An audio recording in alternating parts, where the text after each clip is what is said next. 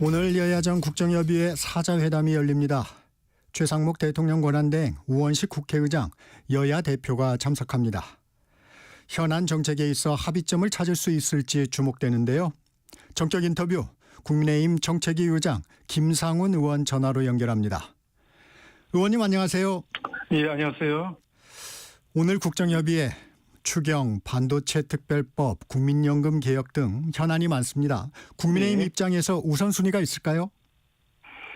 의제를 미리 정하지 않고 하기로 했습니다만은 국민의 입장에서는 최근에 그 반도체법에 대해서 네.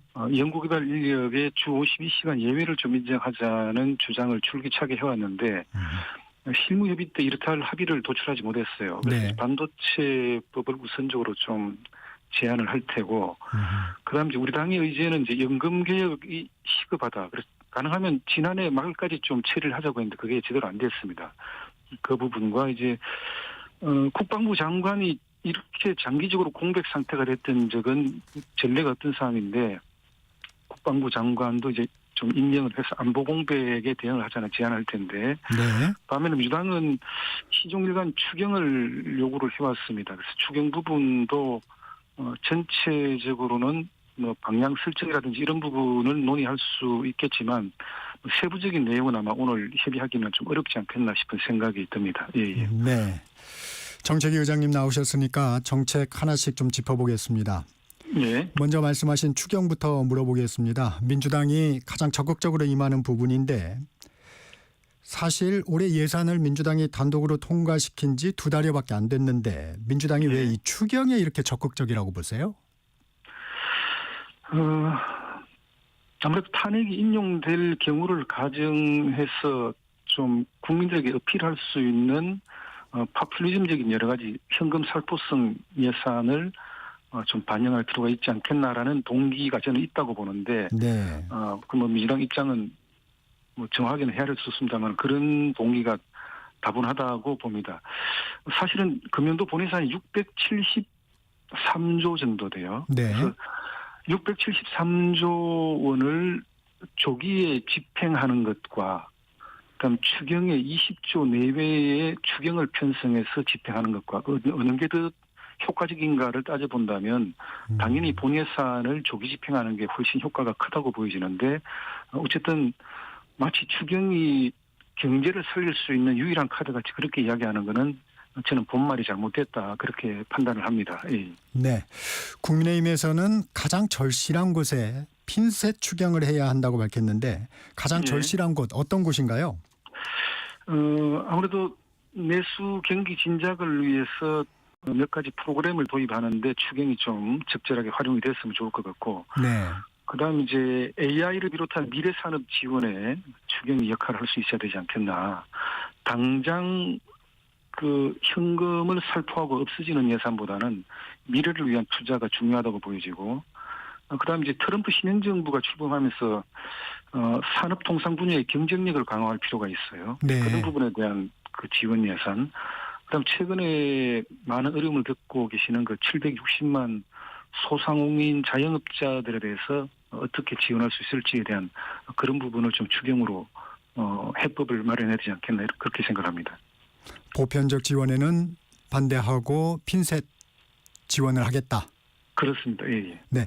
이재명 대표가 소비 쿠폰 1인당 25만 원 또 뭐 35만 원까지 되는 소비 쿠폰을 도저히 못 하겠다 싶으면 일자리 창출과 창업 지원을 위해 예산을 쓰는 게 어떤가 이렇게 말을 했습니다.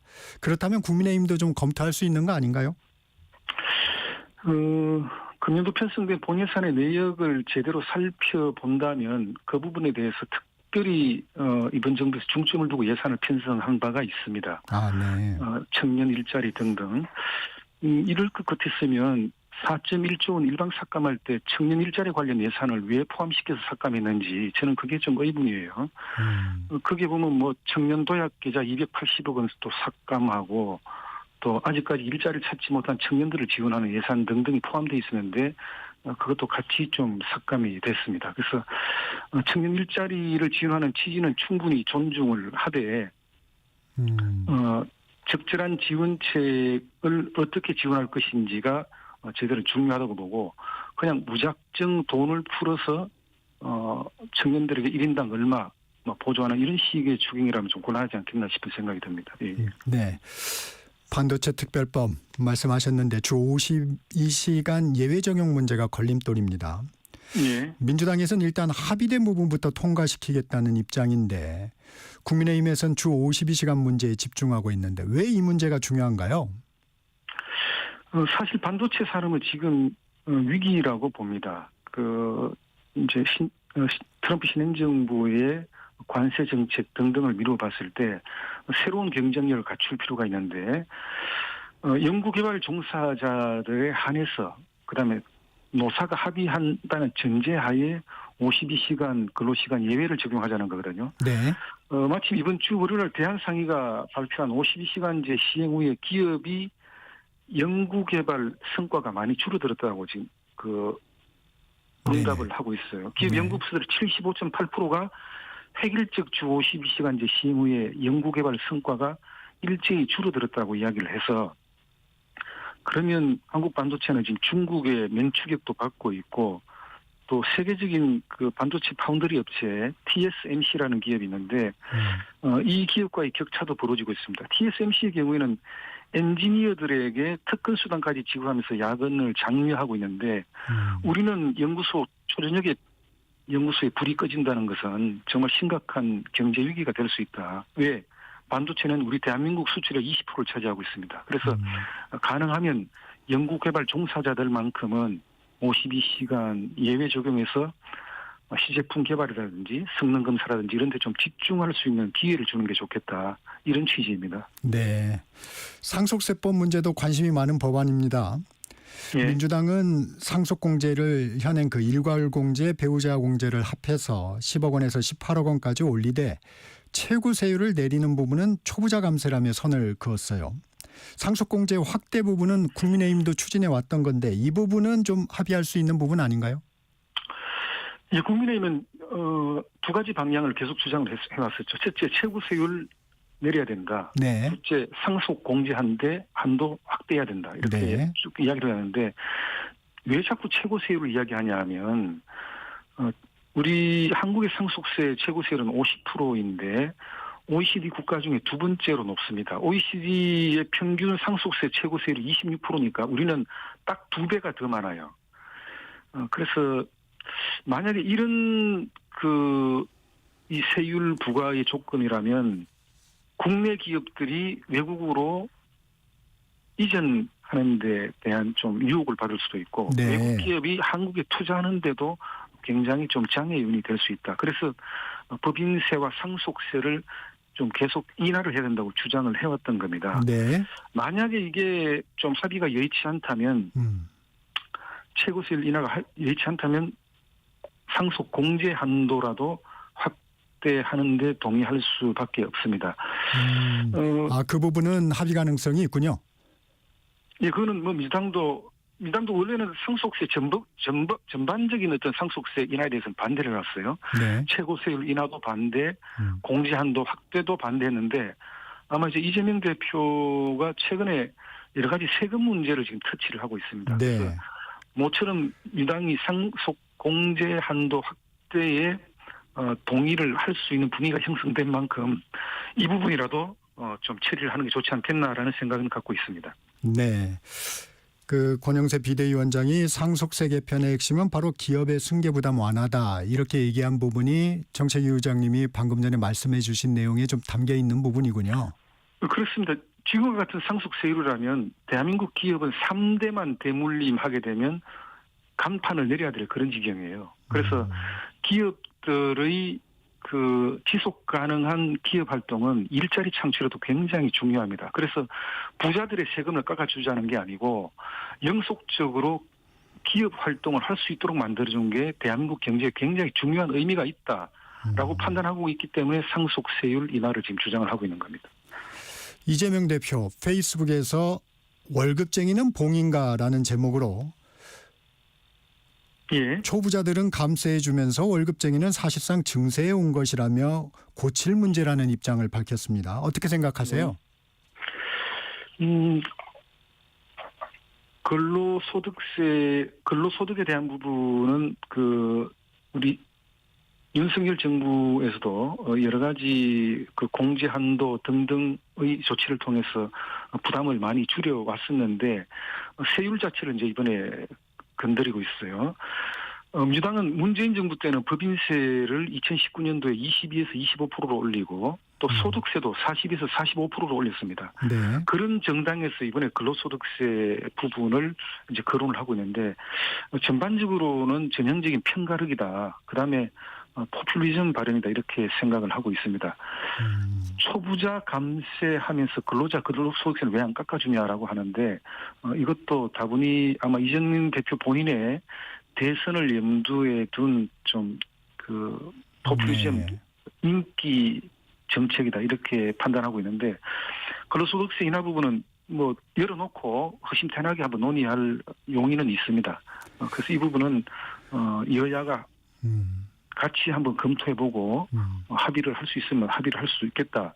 다만 최근에 연일 세금 인하를 지금 거론하고 있는 이재명 대표의 네. 저희들은 좀 굉장히 궁금해요. 예. 알겠습니다.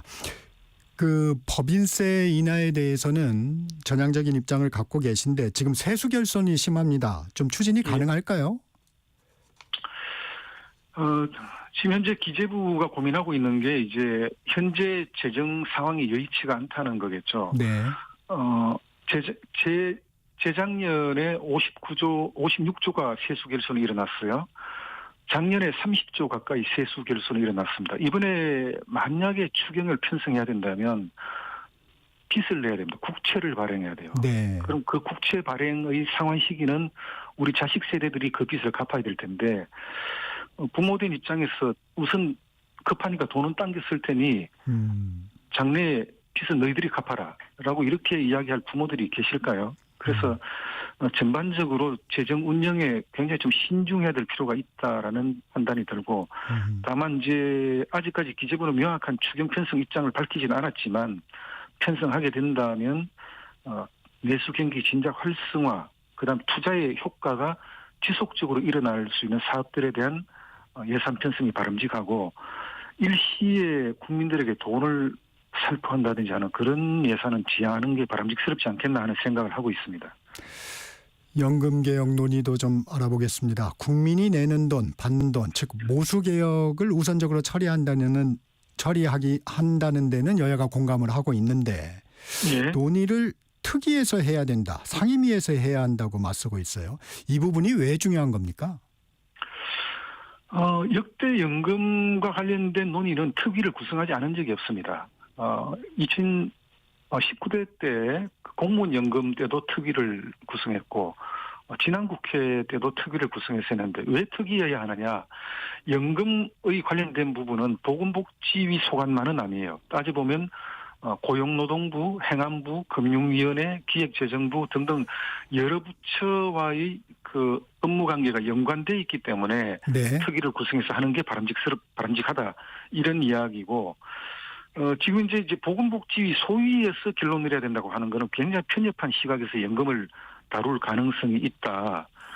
특히 이번 정부의 연금 개혁안은 장래 연금 수급이 심각하게 불균형적인 상황이 초래될 때를 대비해서 자동 조정 장치를 도입하자는 건데 이 부분에 대해서도 지금 여전히 민주당은 반대 입장임에도 불구하고 보건복지위원장의 주장에만 몰입해서 보건복지 소위에서 결론 내리자 이렇게 이야기하는 것은 전체 국민들의 입장에서 봤을 때는 바람직스럽지 않다라는 생각을 갖고 있습니다. 민주당이 연금개혁안을 단독 처리할 가능성도 있는데 만약 그럴 경우에는 여당에서는 어떻게 대응할 계획이십니까? 저는 단독 처리를 하지 않아야 된다라고 생각을 합니다. 왜냐하면 지금 세대 간의 균형된 연금 수급을 위해서 세대 간 차등 부과의 문제도 지금 거론하고 있고 과거 노무현 대통령이 소득 대체율 40%를 설계했는데 지금 그거를 갑자기 44, 45로 올리자고 이야기하는 거는 연금의 안정성을 통해서 청년 세대들에게도 연금 수급 혜택을 하고자 하는 이 연금 개혁 안의 취지를 전격적으로 부정하는 것이거든요. 그래서 민주당의 일방 처리는 정말 바람직스럽지 않다는 것이고, 만약에 일방 처리된다면 네. 이것은 뭐 당 차원에서 이것이 거부권 행사 대상이 될 것인지도 한번 판단을 해봐야 될 테고, 그다음에 청년 세대, 어저께인가요? 우리 청년행동연대에서 네. 소득 대체율 44%, 45%는 도저히 받아들일 수가 없다는 그 발표를 했는데, 그런 부분의 취지도 존중해서 좀 판단해야 되지 않겠나라는 생각을 하고 있습니다. 예. 민주당의 이재명 대표가 민주당이 성장을 중시하는 중도 보수 정당이라고 밝혔는데 어떻게 평가하십니까? 저 이재명 대표가 좀 급발진을 하시는 것 같아요. 진보당과 선거 연대를 했던 정당 민주당이고, 또 윤석열 대통령 탄핵 사유에 보면 북한과 중국, 러시아를 적대시했다는 외교 사유를 포함하고 있습니다.